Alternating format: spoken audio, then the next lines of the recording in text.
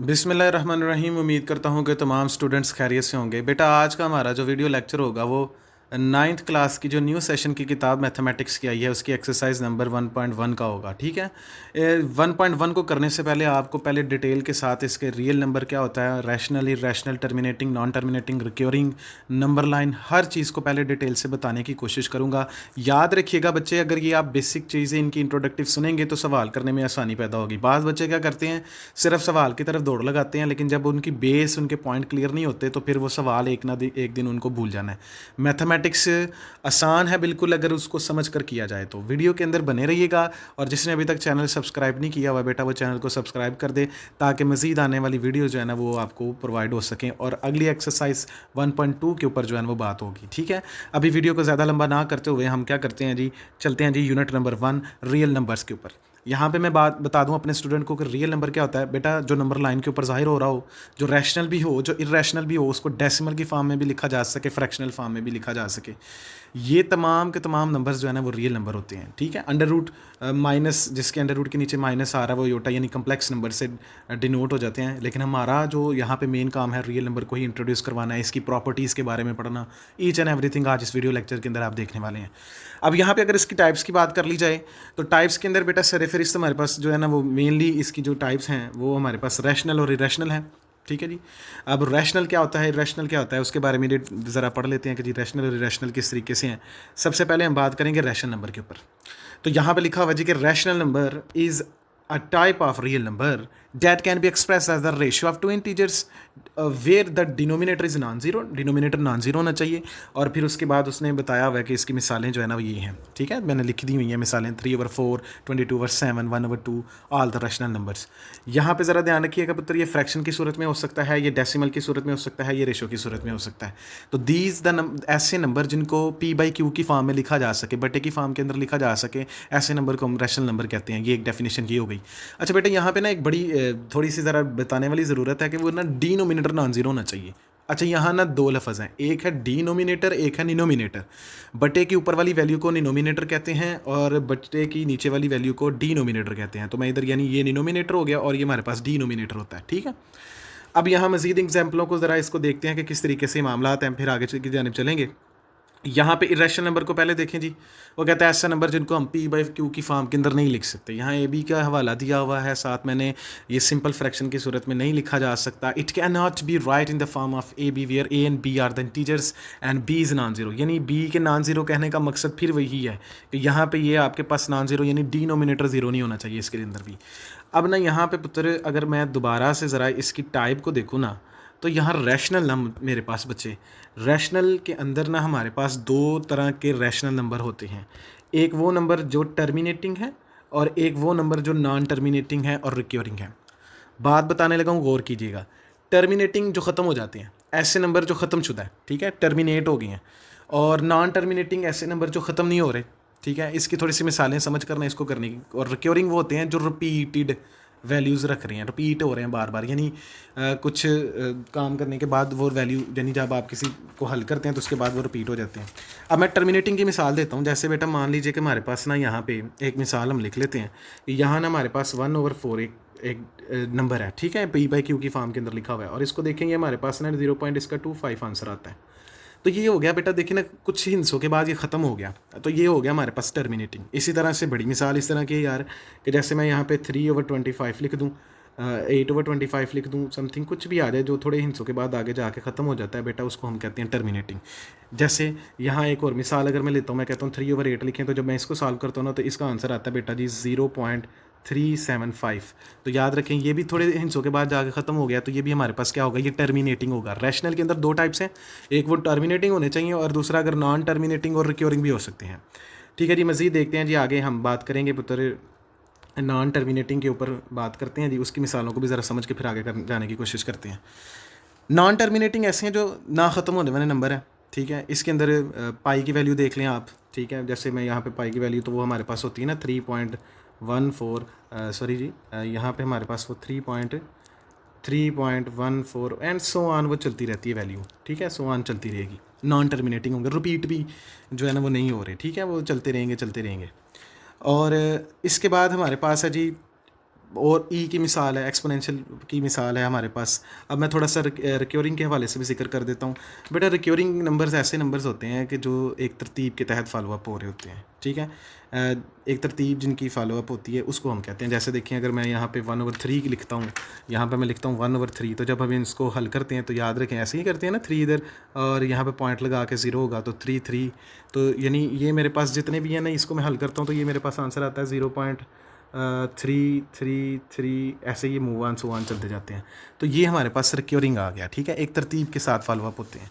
इसी तरह से कुछ जगह पे जाके ना इस तरीके से आगे जाके आप पढ़ेंगे कि वो 0.6 इसके ऊपर बार लगा होगा। इस बार का मतलब ये होता है कि ये आगे रिपीटेड जो है ना वो वैल्यूज़ जो है ना वो चल रही हैं, ठीक है जी। अब इसी तरह से इरेशनल की मिसाल को अगर देखें तो ये नॉन टर्मिनेटिंग है।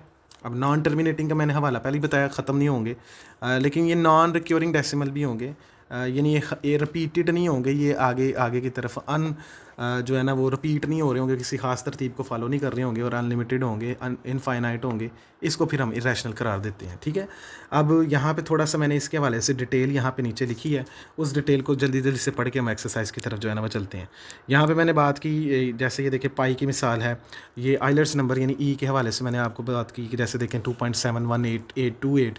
इसी तरह से मैंने पाई का हवाला दिया 3.14159। अब यहाँ पे मैंने टर्मिनेटिंग और नॉन टर्मिनेटिंग का थोड़ा सा जी बता दिया कि ये देखें टर्मिनेटिंग जो and after a finite digits के बाद वो क्या होता है जी, वो रुक जाते हैं। Non terminating goes indefinitely with repeating, repeat भी नहीं करते। और रिक्योरिंग क्या होता है जी, वो किसी हिस्से के बाद रिपीट करते हैं। अच्छा ये रिपीटेशन जो है ना वो 2 लेवल तक भी हो सकती है, 1 लेवल तक भी, और 3 4 जितने भी इसके मामला होंगे ना वो हैं। अच्छा जी इसके बाद ना नंबर लाइन को ज़रा देखते हैं कि नंबर लाइन क्या है। बेसिकली नंबर लाइन ना एक विजुअल रिप्रेजेंटेशन है नंबर्स की एक लाइन के ऊपर, जिसके अंदर हम कॉरस्पॉन्डिंग एक स्पेसिफिक नंबर को जो है ना वो एक लाइन के ऊपर जो है ना वो रिप्रेजेंट करते हैं, उसका जो है ना वो नंबर को देकर। अब ये नंबर लाइन की थोड़ी सी मिसाल समझाने के लिए ना यहाँ पे मेरे पास ये है कि जी हमने रिप्रेजेंट करना है √5 को ना नंबर लाइन के ऊपर, तो मैंने यहाँ पे जो है ना इसको बनाया हुआ है।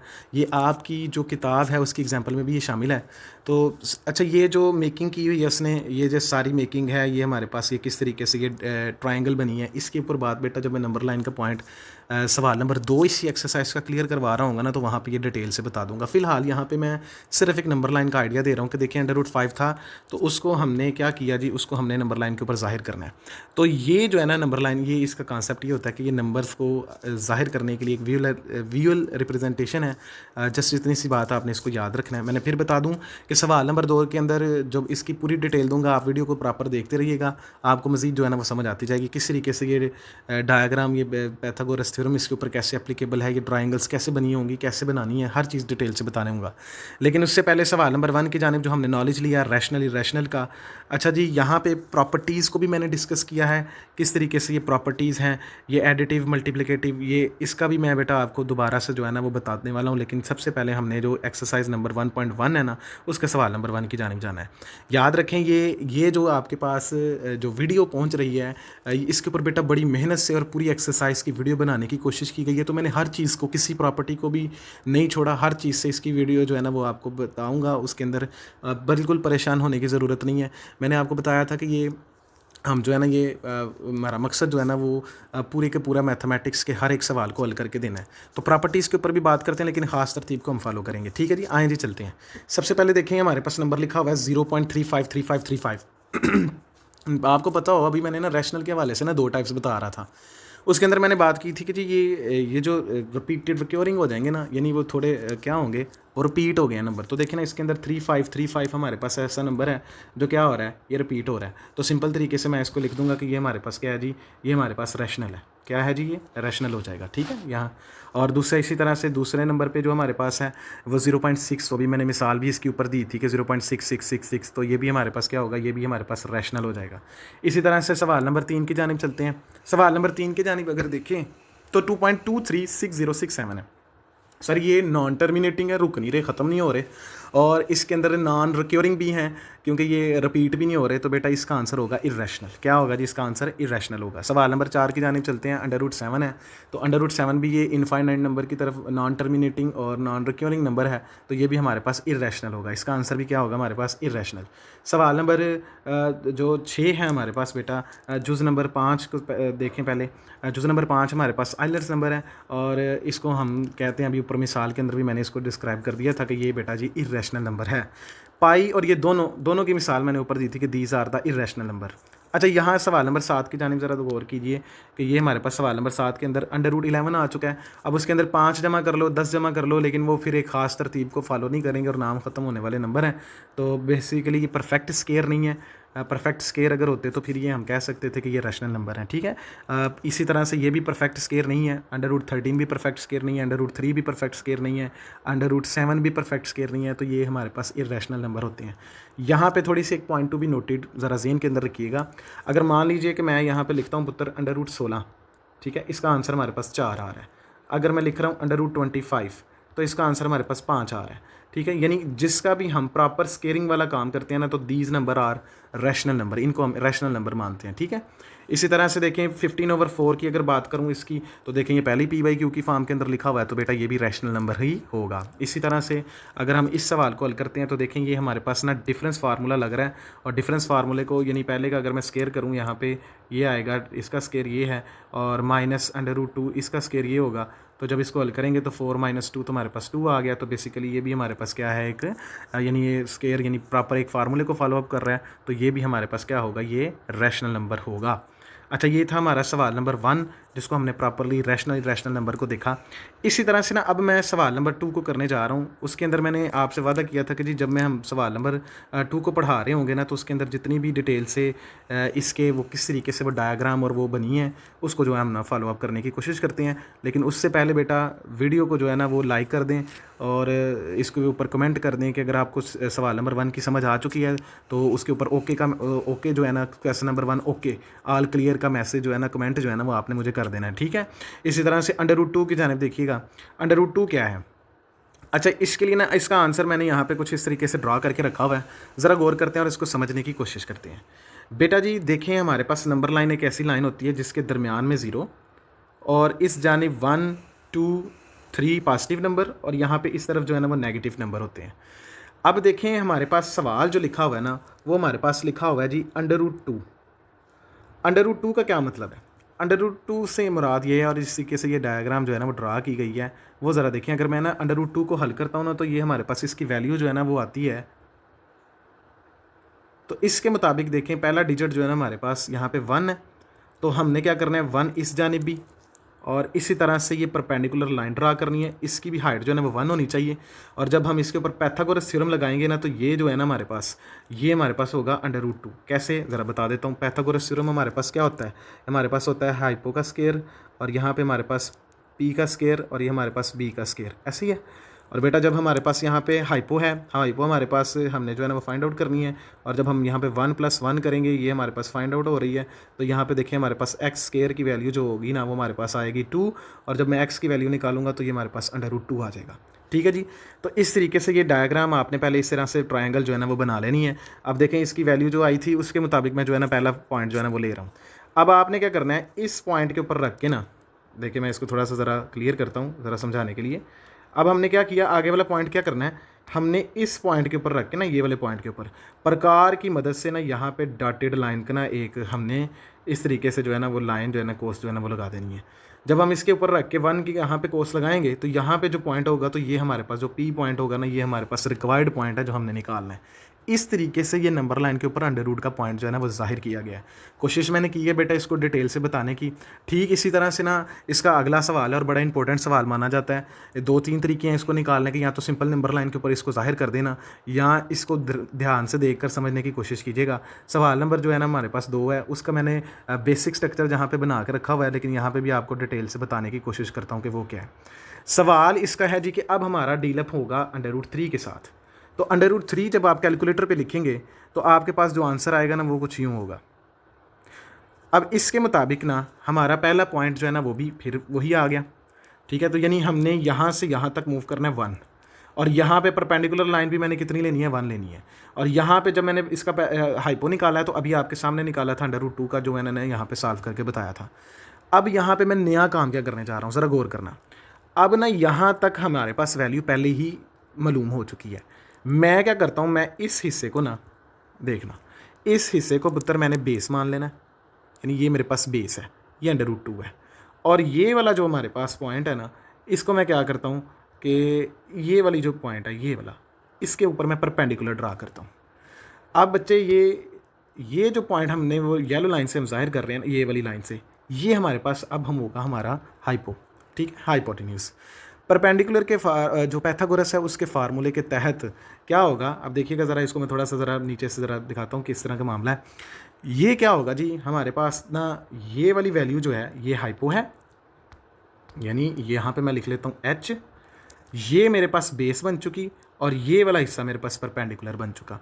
अब मैंने क्या किया, मैंने इस फिर हाइपो की वैल्यू निकालनी है, तो जब मैं यहाँ पे √2 बेस यानी √2 की वैल्यू और जमा 1 का स्केयर ऐड करके हल करने की कोशिश करूँगा, तो देन बेहतर मेरे पास देखें यहाँ पे पहले 3 आएगा और जब मैं इसका स्केयर करूँगा तो √3 आ जाएगा। तो यानी ये डायग्राम √3 की डायग्राम है।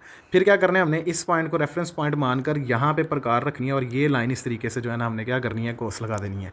तो ये हमारे पास क्या होगा, ये वो रिक्वायर्ड पॉइंट होगा जो हमने फाइंड आउट करना है, और ये हमारे पास √3 है, इस तरीके से इस नंबर लाइन के ऊपर जो है ना वो जाहिर हो रहा है।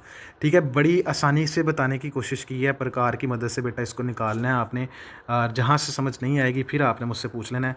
बाकी नंबर से देखें हमारे पास बड़ा आसान है। अब तीसरे नंबर का मॉडल जो मैंने यहाँ पर ड्रा करके रखा हुआ है बेटा, ये है हमारे पास, इसकी रकम जो है ना वो 4 फ्रैक्शनल यानी 1/3, इस तरीके से करने के दो तरीक़ेकार हैं। सिंपल आप क्या करें, आप इसको मान लें कि 4 3 12 एंड 13/3, तो इसका आंसर हमारे पास होता है। तो इसकी मदद से हम क्या करते हैं जी, यहाँ पे मूव करते हैं, ये हमारे पास 1 है, ये 2 है, 3 और 4 के बाद कुछ हिस्से के बाद ऊपर आके ना हम इस तरीके से इसको क्या करेंगे कि ये नंबर जो है ना हम यहाँ पर ड्रा कर देंगे कि ये हमारे पास 4 और इसकी फ्रैक्शनल पार्ट जो है ना वो ये वाला होगा। ठीक, इस तरीके से ये सिंपल है, इसके ऊपर कोई भी अंडर रूट नहीं है, तो हमें कोई भी वो पैथागोरसली उसको हल करने की ज़रूरत नहीं है। सेम इसी तरह से मैंने सवाल नंबर 4 को जो उसको हल किया, लेकिन 4 के अंदर देखें हमारे पास माइनस की फॉर्म आ गई, तो माइनस के नंबर जो है ना वो मैंने क्या किया, मैंने -2 जो था उसको -2 1/7 था, तो जब मैंने उसको 14 यानी 15/17 के साथ 7 के साथ हल किया, तो वो हमारे पास उसका जवाब जो है ना वो ये था। तो इसके बाद हमने क्या किया, यहाँ पे उसको ज़ाहिर कर दिया लेकिन नेगेटिव नंबर के साथ। इसी तरह से बेटा सवाल नंबर 5 और 6 जो है ना वो आपने इसी तरह से हल करने हैं, और ये ध्यान से आप लोगों ने देखना है कि मैंने किस तरीके से इसको सॉल्व कर दिया है। ठीक है, ये आपके पास मॉडल सवाल मैंने ऊपर हल करके बताए हुए हैं। अब अगर समझ आती है ठीक है, नहीं आती तो मुझे फिर बताइएगा, मैं किसी ना किसी वे के अंदर जो है ना आपको इसको गाइड कर दूँगा। अब ना हमारे पास सवाल नंबर 3 की जानिब चलते हैं। तो ये रहा हमारा सवाल number 3। Express the following as a rational number p और q where the p and q are the integers and q does not equal to 0। अच्छा, इसका ना मैं एक सवाल जो है ना वो आपके सामने हल करता हूँ, डिटेल के साथ देखिएगा किस तरीके से मैं हल कर रहा हूँ, और फिर बाकी भी आपको जो है ना वो इसकी समझ आ जाएगी। ठीक है जी, सबसे पहले हम सवाल जो मैं चूज़ कर रहा हूँ ना यहाँ पे, पहले बता रहा हूँ कि सवाल तो मैंने सारे ही निकाल कर देने हैं, आपको बताने हैं नोट्स की सूरत में, लेकिन जो लाइव सवाल हम हल करेंगे वो होगा 0.21।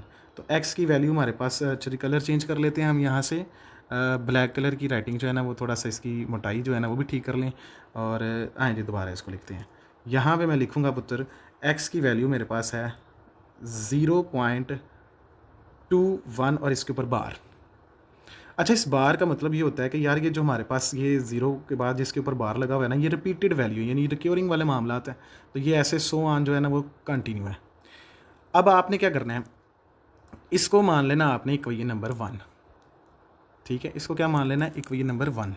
हमने क्या करना है, अब देखें पॉइंट के बाद 2 डिजिट्स हैं, तो दोनों अतराफ जो है ना वो 100 से ज़रब दे देनी है।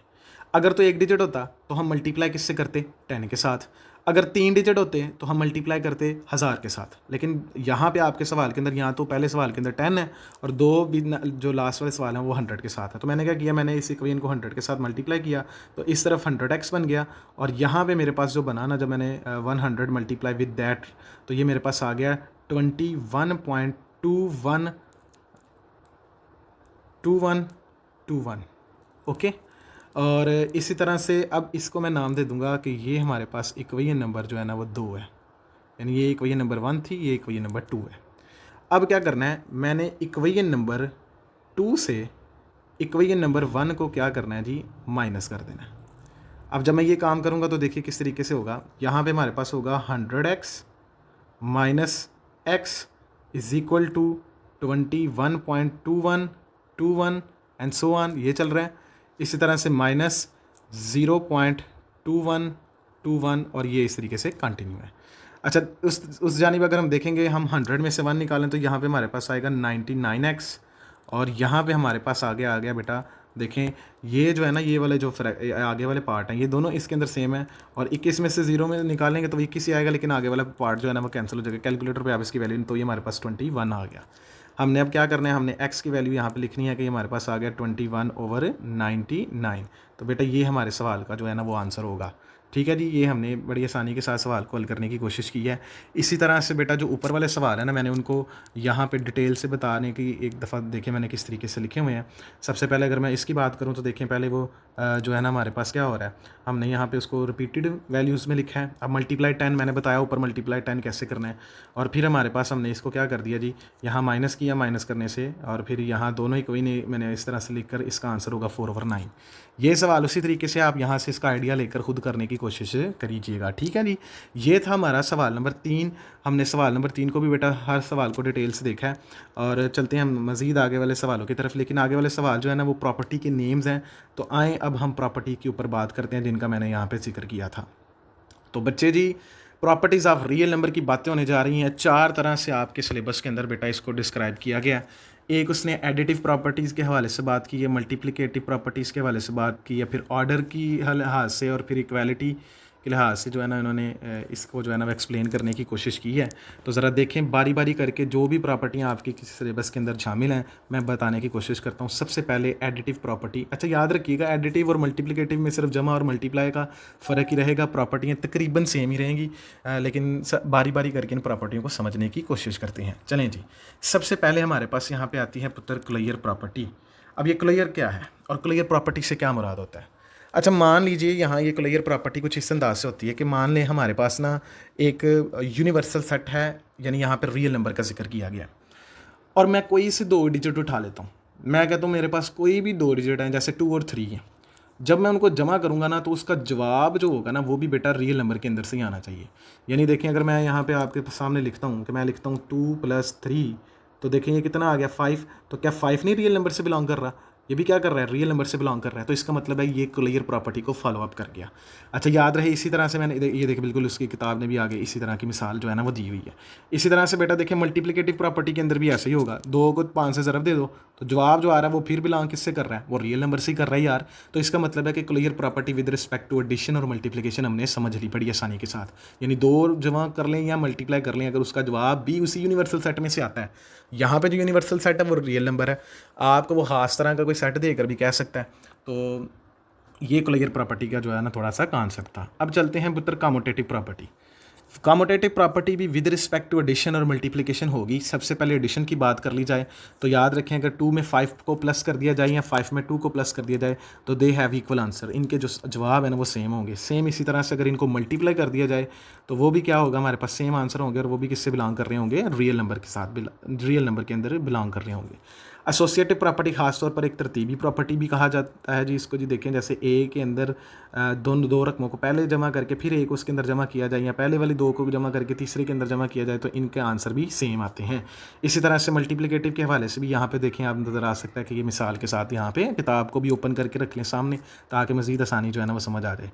यहाँ पे आइडेंटिटी और इन्वर्स के हवाले से ज़रा ना बड़ा ही जो है ना वो कॉन्सेप्ट यहाँ पे अलग अलग है। सबसे पहले अगर मैं एडिटिव की बात करूँ बच्चे, तो एडिटिव के अंदर आइडेंटिटी प्रॉपर्टी क्या होती है? अच्छा जी, आइडेंटिटी किसको कहते हैं? पहचान। मैं मिसाल देता हूँ यार इसकी ना, यानी अपनी पहचान ना खोनी चाहिए यार। अच्छा, ऐसी किसी भी रकम के अंदर ऐसी क्या चीज़ ऐड की जाए जिसकी वजह से उसकी पहचान जो है ना वो बरकरार रहे? तो सर ये इसका जवाब बिल्कुल सिंपल सा ये है कि सर उसके अंदर 0 ऐड कर दो। तो बेटा इसी तरह से इस लिहाज से फिर 0 हमारे पास एडिटिव आइडेंटिटी होगी। ठीक है, यानी किसी भी नंबर के अंदर 0 ऐड करो तो उसकी जो पहचान है ना उसको बिल्कुल भी फ़र्क ना पड़े।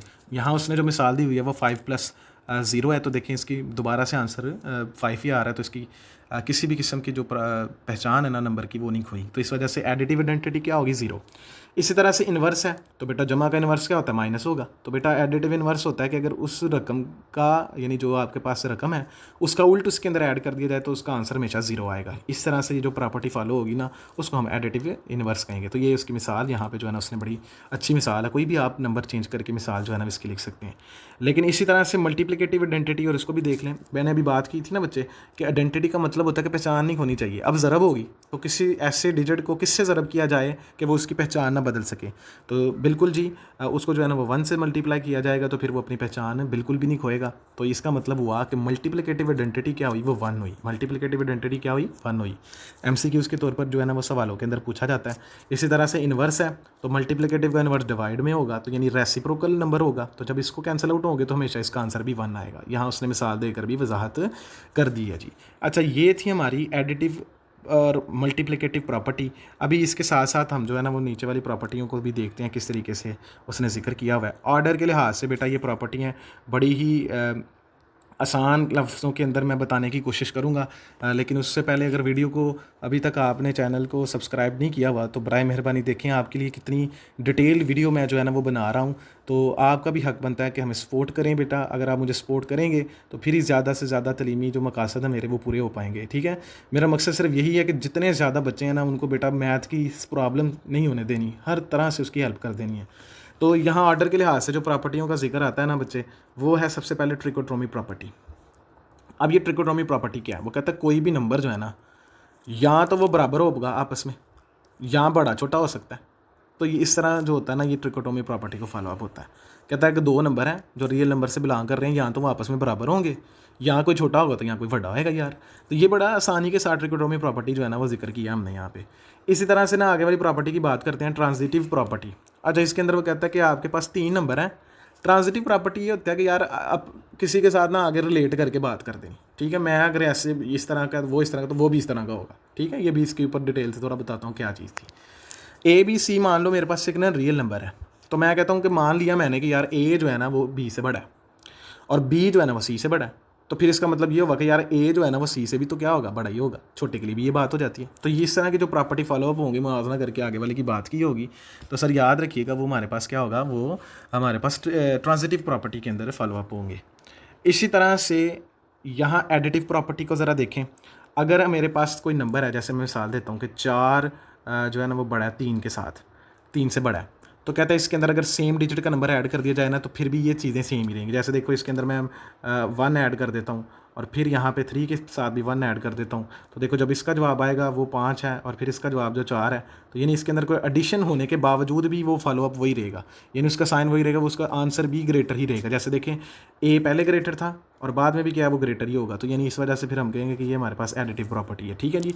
मल्टीप्लिकेटिव प्रॉपर्टी की भी सेम टू सेम होने वाली है, लेकिन याद रखिएगा यहाँ पे हमने ऐड करके बात कर दी थी और इसके अंदर हमने मल्टीप्लाई करके यानी ज़रब करके हमने जो है ना वो बात कर देनी है। मिसाल यहाँ पे देता हूँ, थोड़ी सी ज़रा समझने की कोशिश कीजिएगा, नीचे उसने थोड़े से इसके पॉइंट क्लियर किए हुए हैं। अगर A बड़ा है B से, यानी मान लो कि वो 3 है और आगे वाला जो है ना वो 2 है, तो कहता है अगर कोई ख़ास नंबर मैं इसके साथ मल्टीपल करूँ, जैसे मैं इसके साथ जो है ना वो 5 का नंबर मल्टीपल कर देता हूँ, तो बेटा यहाँ पे 15 आ जाएगा और यहाँ पे 10 आ जाएगा। तो देखें मल्टीप्लाई होने के बावजूद फिर वो उनकी जो प्रॉपर्टी है ना वो वही रहेगी, और अगर लेस है तो लेस रहेगा, ग्रेटर है तो वो इस तरीके से उसने यहाँ पे थोड़ी सी मिसाल दी हुई है।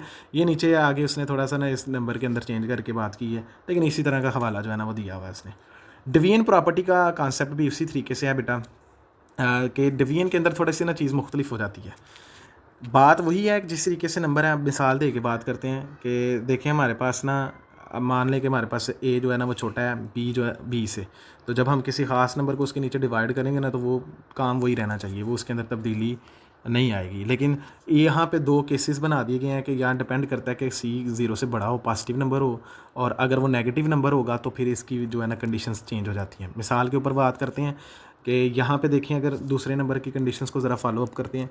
यहाँ पे हमारे पास ना लिखा हुआ है कि अगर मान लो कि यहाँ मैं लिखता हूँ -3 जमा का 3 ही ले लें, और यहाँ पे मैं लिखता हूँ जी ये छोटा है और इधर मैं लिख लेता हूँ 5, और फिर मैं इसको ख़ास एक नंबर से डिवाइड करता हूँ। लेकिन यहाँ पे मेरे पास कंडीशन केस क्या है कि C जो है ना वो मेरे पास छोटा होना चाहिए, लेस देन 0 होना चाहिए। तो मैं क्या करता हूँ, यहाँ पे डिवाइड कर देता हूँ -2 से, और इसको मैं डिवाइड कर देता हूँ इसको भी -2 से।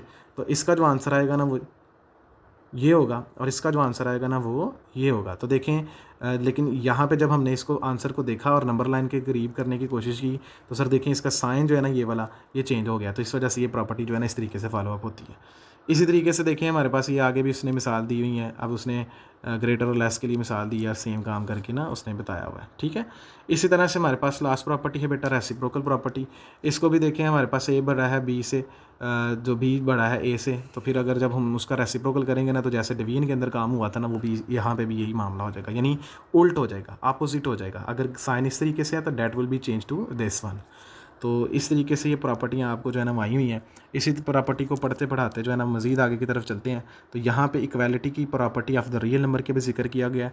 सबसे पहले रिफ्लेक्सिव प्रॉपर्टी होता है कि अगर आपके पास एक नंबर है ए जो रियल नंबर से बिलोंग कर रहा है तो वो आपस में बराबर हो सकते हैं, यानी इक्वालिटी की बात करेंगे। अब ग्रेटर और लेस की बात नहीं करनी है हम, सिर्फ जब इक्वालिटी की बात होती है ना बच्चे तो फिर सिर्फ हम बराबर, यानी वो इक्वालिटी के अंदर तो बराबर ही हो सकते हैं, वो एक दूसरे के कम या छोटे बड़े नहीं हो सकते।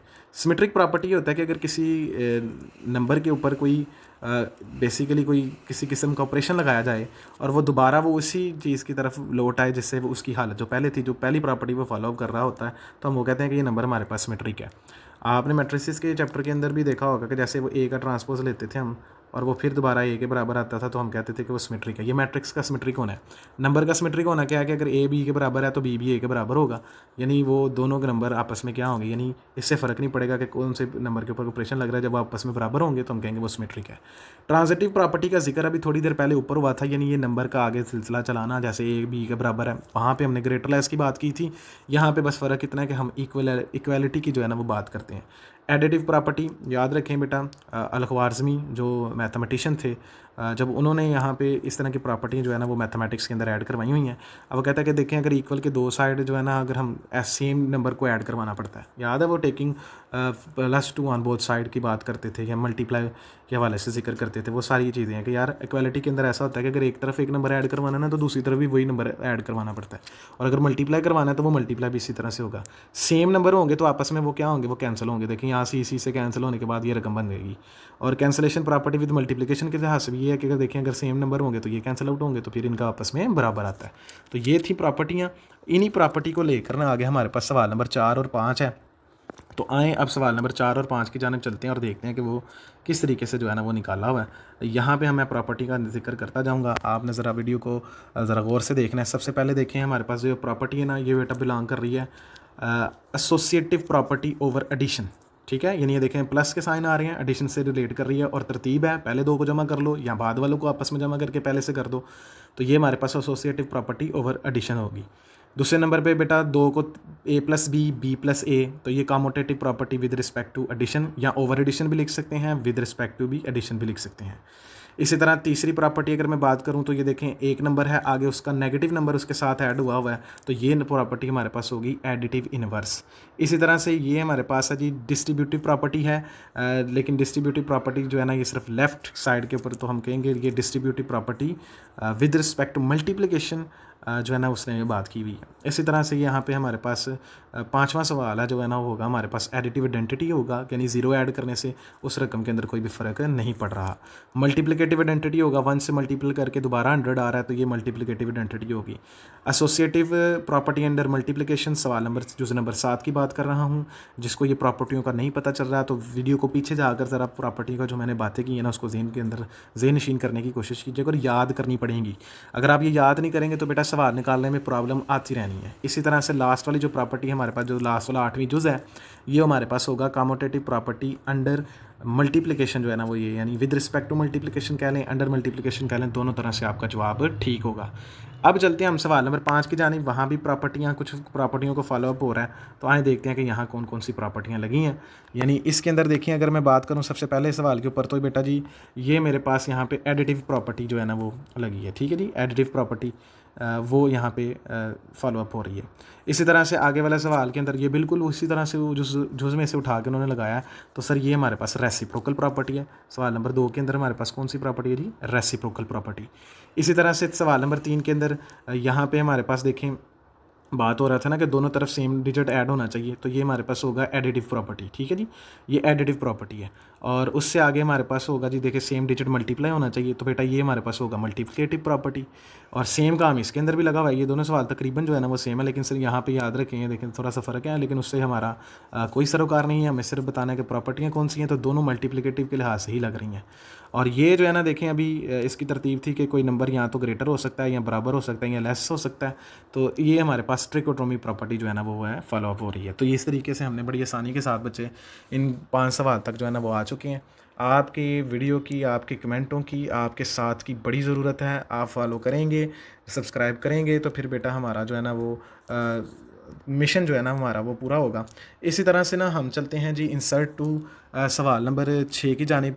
लास्ट सवाल है हमारा, देखें किस तरीके से हम इसको भी करते हैं और एक्सरसाइज को मुकम्मल करेंगे। आपसे मैंने वादा किया था कि डिटेल के साथ हर चीज़ को बताऊंगा, तो वो जो सिलसिला था पहले सवाल से वो अब ख़त्म होने की जानिब चल रहा है।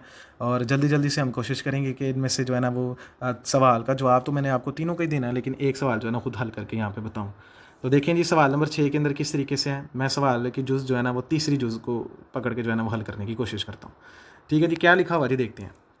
यहाँ पे मेरे पास लिखा हुआ है 3/5 एंड एंड एंड एंड 4/5। तो देखें इसका ना हमने इसके अंदर 2 रैशनल नंबर इंसर्ट करने हैं। रैशनल नंबर इंसर्ट करने के लिए ना आपको क्या करना पड़ेगा, आपको सबसे पहले यहाँ पे लिखेंगे 3/5 प्लस 4/5, 2 नंबर को आपस में ऐड करना है इन दोनों को, और डिवाइडेड बाय बेटा 2। ठीक है, बिटवीन नंबर निकालना है ना, तो एवरेज कैसे निकलती है, फर्स्ट टर्म यानी a+b/2। ठीक है, यानी a+b/2 इस फार्मूले को फॉलो अप हो रहा है, और ये एवरेज का फार्मूला। ठीक है, दरमियाना जो पॉइंट इंसर्ट करना है पहले देख तो लेना कौन सा पॉइंट है। तो इसी तरह से जब मैं इसको हल करूँगा तो देखते हैं क्या आता है। पहले वाले का ऊपर एलसीएम लेंगे तो हमारे पास 5 आ गया। अब जब 5 एलसीएम आ गया तो ऊपर यहाँ पे आएगा 3 + 4, और यहाँ पे नीचे हमारे पास क्या है जी 2 है। तो इसका आंसर हमारे पास आ गया 7/10, यानी ये 5 जो है ना इससे आगे फिर मल्टीपल कर जाता है, तो यानी 7/10 हो गया। अच्छा, एक नंबर हमारे पास अब जो है ना वो 7/10 हो गया, लेकिन सवाल के अंदर वो कहता है कि आपने क्या करना है, आपने 2 नंबर इंसर्ट करने हैं। यहाँ पे समझिएगा ध्यान से, अब मैं आगे क्या करने जा रहा हूँ। अब अगला सवाल जो हमारे पास क्रिएट होगा ना उसका 7/10 एक तो ये होगा, लेकिन इसके साथ दूसरा जो ऐड होगा ना वो लास्ट नंबर वाला होगा, यानी 4/5। तो ये सवाल है। अब इन दोनों को हल करना है, तो देखें फिर क्या करेंगे हम इन दोनों को, यानी रुकिएगा ज़रा, यहाँ पे पहली दफ़ा में आप इसको कामा लगा लें यहाँ पे, और फिर इसको एडिशन की फॉर्म के अंदर लिखेंगे। तो देखें मैं इसको लिखने लगा हूँ अब। तो ये आएगा हमारे पास 7/10 प्लस 4/5 और डिवाइडेड बाय 2। तो जब मैं इसको हल करूँगा तो ये हमारे पास आएगा जी 15/10, और यहाँ पे मेरे पास कितना आएगा जी, यहाँ पे मेरे पास आएगा 2। मज़ीद इसको हल करते हैं जी, ये हमारे पास होगा 15/20 ओवर यानी 20, और जब इसको सेम डिजिट के साथ कैंसिल आउट करेंगे तो ये हमारे पास होगा 3/4। तो एक हमारे पास ये इंसर्ट होगा नंबर, और एक हमारे पास ये हमने ये निकाला हुआ है। तो आप कहेंगे रिक्वायर्ड रैशनल्स आर